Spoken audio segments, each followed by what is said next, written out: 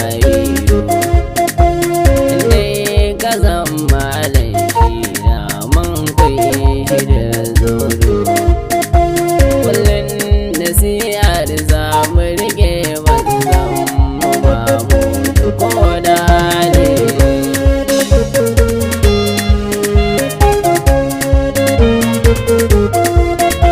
Malam a yau tabbas lamarin ka yana da tasiri. A yau malam Abba shi ne ya zamo abun fari.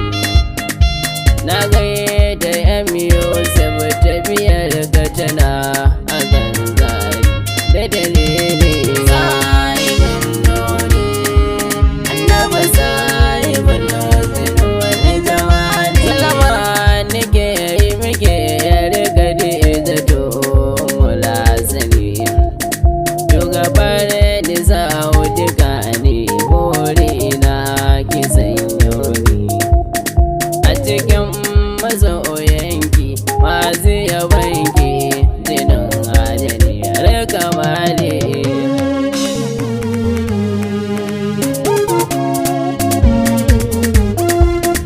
Assalamu alaika wani yaba abotin nuri bin nuri kuma sahibul husn wal jamal Muhammad al-Bashari. Kace da ni na shigo irama ka wuta idan zali. Sahibul nuri, annabi sahibul husn wal jamal. Bayatan hazike da rahawar Allah abul khairi. Allah ya mara shi ya zama Mamudan dole.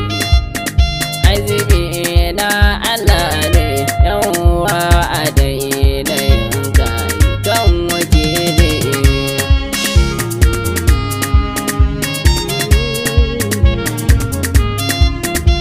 Hasken da ke hazike a cikin hazike ya saka shi.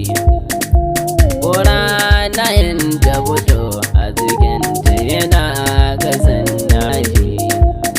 Kuma shi Rasulallah ta ido suka aka suke iya har da yalle. Sahibin nuni, annabi sahibin nuni wani zamani. Kuma kwai hadisi mana ana Aisha tana linki. Sai an lura da ta sille kuma sannan ga adon daki. Ana cikin haka ne sai ga manzan musaddiki mulal mawali.